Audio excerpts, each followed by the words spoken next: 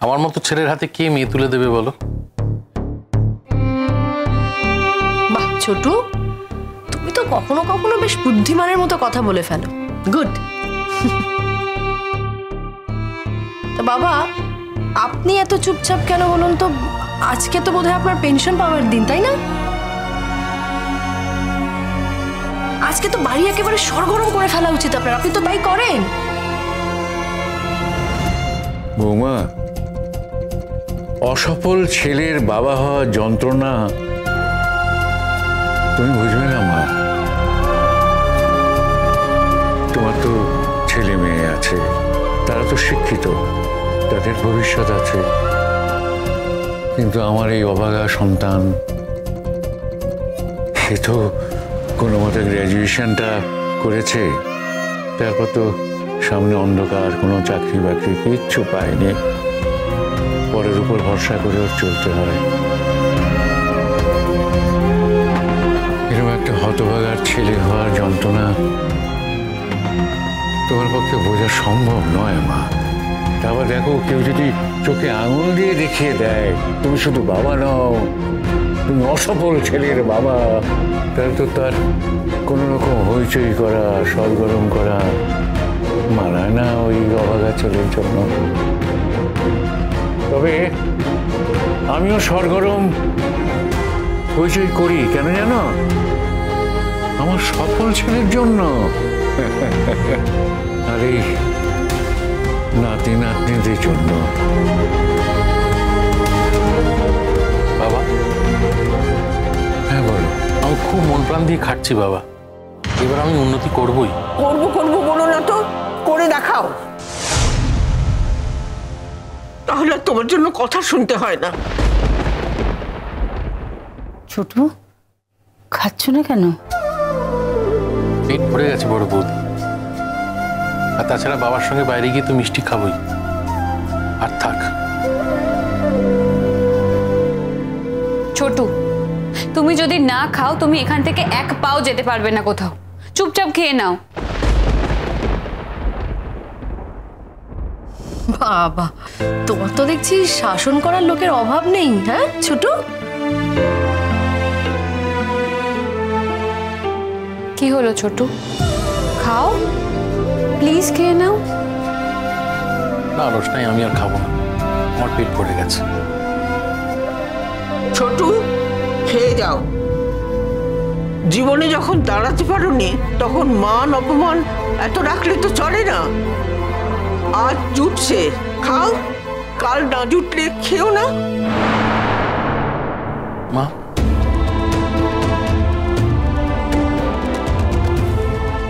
সাবধানে যেও, আমি ওপরে গেলাম।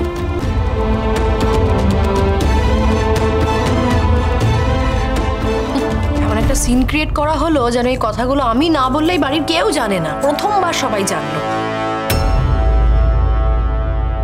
আমি বললাম তাই সবাই জানতে পারলো। বাহ, তুই খাবার সময় এই কথাটা কেন বললি মেজো? আর দাদার ভরসায় চলে, এই কথাটাও বা কেন বললি? ছোট তো নিজেরটা নিজেই চালিয়ে নেয়, আর কোনো কোনো সময় সংসারও কিছু খরচা করেও। হ্যাঁ, কারোর দায়িত্ব নিতে পারে না বা টাকা পয়সা দিতে পারে না। আসলে কি বলতো মেজো, গায়ে গতরে যারা কাজ করে সংসার তাদের কি দাম দিতে পারবে? তোমার তো ছোটুর হয়ে কথা বলতেই হবে বড়দি। হ্যাঁ মানে তোমার স্বামীর সাথে তো ওর খুব একটা পার্থক্য নেই, তাই তোমাকে বলতেই হবে ওর হয়ে কথা, তাই না? আচ্ছা আমাকে একটা কথা বলো তো বড়দি, একবারও কি ভেবে দেখেছো এই বাড়িতে যে এতগুলো লোক আছে তাদের প্রত্যেকের দায়িত্ব কেন একজনকে নিতে হবে? তার প্রতি কারোর কোনো সিম্প্যাথি আছে? আমি তো দেখতে পাই না। মেজ বৌদি, আমি খুব পরিশ্রম করছি, বিশ্বাস করো। তুমি দেখে নিও, খুব শিগগিরই আমি মেজদার পাশে দাঁড়াবো। ছোটু, তুমি না এক এক সময় একেবারে ক্লাস 2 এর বাচ্চাদের মতো কথা বলো, না বুঝে অনেক বড় বড় কথা বলে ফেল।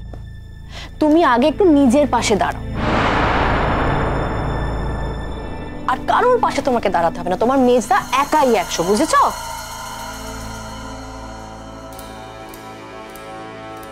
ছোটু, আর দেরি করো না, তাড়াতাড়ি খেয়ে নাও। বলছি আমার কিন্তু দেরি হয়ে যাচ্ছে, তাড়াতাড়ি খেয়ে দিল বৌদি। দাও দাও দাও। বাবা তুমি রেডি আছো তো? হ্যাঁ হ্যাঁ আচ্ছা তোমার পেনশন আনার দিন। হ্যাঁ হ্যাঁ, আমি তো রেডি, এবার বেরোবো। ছোটু, তুমি খাচ্ছ না কেন? আমার খিদে নেই রে বাচ্চা।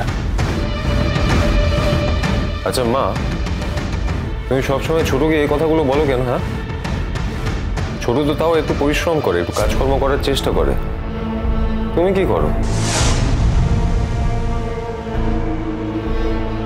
তুমি তো সবসময় বাবার ভরসায় রয়েছো। তুমি বাবার ওয়াইফ বলে তোমার 7 খুন মাফ, কিন্তু ছোটুর কোনো মাফ নেই। অথচ ছোট কিন্তু বাবার ভাই। এই বাড়িতে ছোটকে যেভাবে জুতো সেলাই থেকে চণ্ডী পাঠ করানো হয়, সেটা কি কন্ট্রিবিউশনের মধ্যে পড়ে না? বাচ্চা, তুমি যেটা বোঝো না প্লিজ সেটা নিয়ে কোনো কথা বলো না। 100 বার বলবো মা, এই বাড়িতে বাবার একার কন্ট্রিবিউশন নেই, আমাদেরও কন্ট্রিবিউশন আছে, জেঠুমনির কন্ট্রিবিউশন আছে, আমার কন্ট্রিবিউশন আছে, আর ছোটুরও কন্ট্রিবিউশন আছে। সেটা কম হলেও আছে। হ্যাঁ, এটা হতে পারে বাবা একটু বেশি করে কারণ বাবার রোজগার বেশি, কিন্তু এটাই তো জয়েন্ট ফ্যামিলি থাকার মজা। আর তা না হলে তো যে যার মতো আলাদা থাকতেই পারে।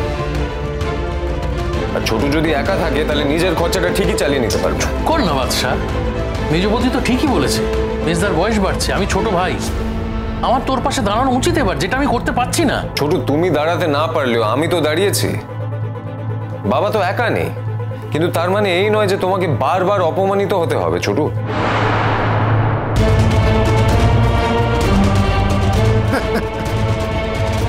বাচ্চা তোর ঠিক প্রবলেমটা কি বল, একটু ক্লিয়ারলি বোঝা না।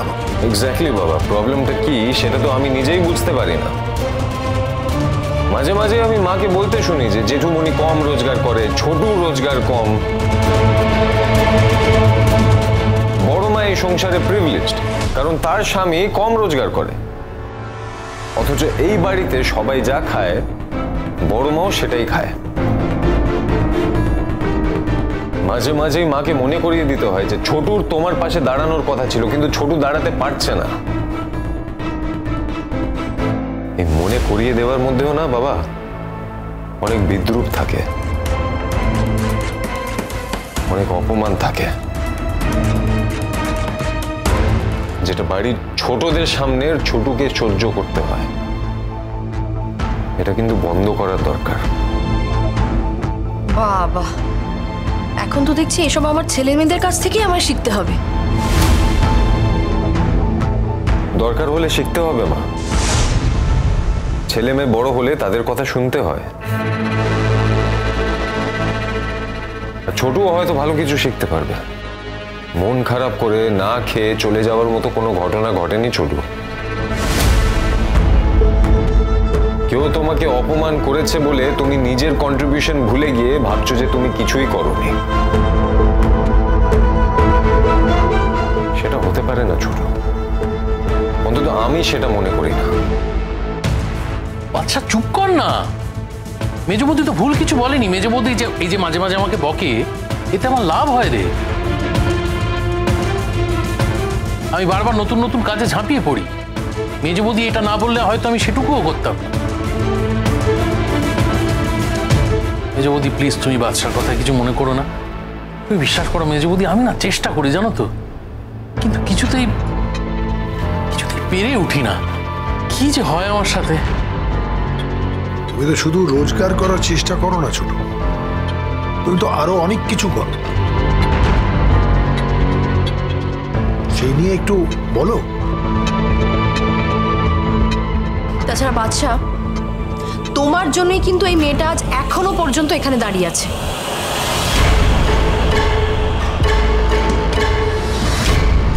আর আমি যদি ঘুরিয়ে বলি মা, যে এই মেয়েটা তোমাদের কনসিডার করেছে বলে তোমরা জেলে না গিয়ে এই বাড়িতে বসে আছো।